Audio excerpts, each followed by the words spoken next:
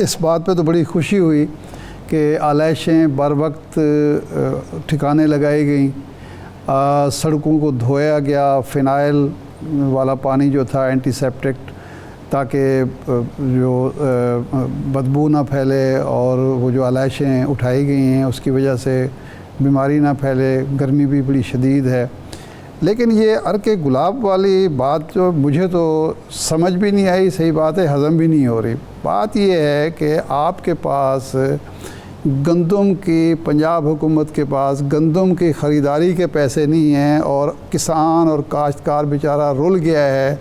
3900 रुपये 39 का आपने वादा किया उनसे गंदम ख़रीदने का, लोगों ने 2500-2600 रुपये मन गंदम बेची और किसान मकरूज़ हो गया। उसके पास अगली फसल काश्त करने के पैसे नहीं हैं, वो रो रहा है। आप देहातों में चले जाएं, घर घर का एक मसला है।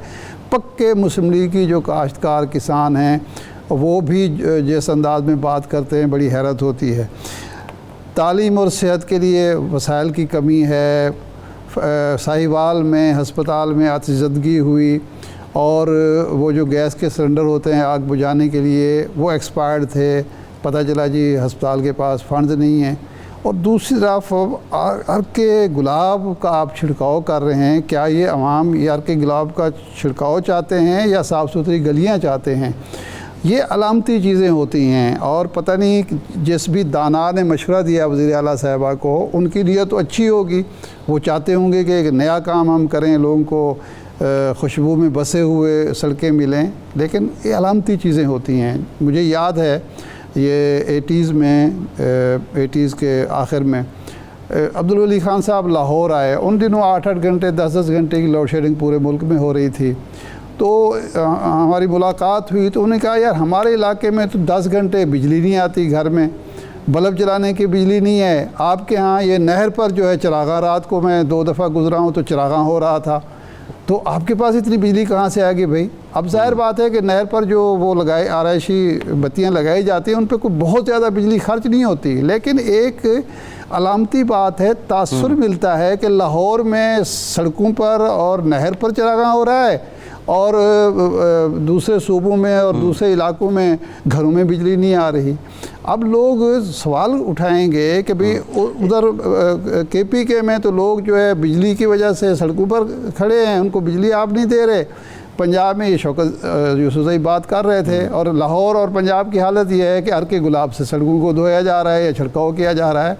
तो मालूम नहीं कौन मशवरा देने वाला है और मशवरे इस तरह के कबूल क्यों किए जाते हैं। क्या अर्के गुलाब के छिड़काव के बगैर जो है हमारी सड़कें साफ नहीं रह सकती? आपने जिक्र किया मशवरे देने का, आपने साहिवाल का जिक्र भी किया जी। अलमिया तो ये है कि सेहत के शोबे के 3 वज़ीर हैं जी और सेक्रेटरी एक है, यानी एक सेक्रेटरी को 3 वज़ीर रिपोर्ट कर रहे हैं। नंबर 1।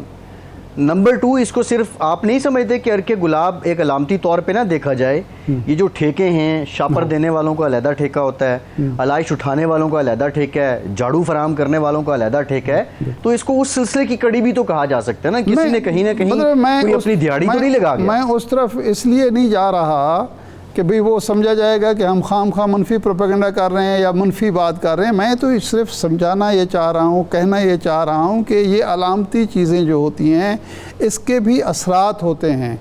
तो एक दफ़ा हो गया है, आपने ये कर लिया है, ये अवाम का मुतालबा नहीं है कि हमारी सड़कों पर अर्के गुलाब का छिड़काव हो। वो कहते हैं हमारे घर में दवाई के पैसे होने चाहिए, खाने के पैसे होने चाहिए, बच्चों की तालीम के पैसे होने चाहिए, हमें बाइज़्ज़त रोज़गार मिले। वो ये नहीं चाहते सड़कें। ये तो मेरा नहीं ख्याल कि आप भी बाहर गए, मैं कई दफ़ा गया हूँ, मैंने तो अर्के गुलाब का छिड़काव सऊदी अरब में भी, जो मालदार मुल्क है, वहाँ भी नहीं सुना कहीं कि भाई अर्के गुलाब का छिड़काव सड़कों पर होता हो।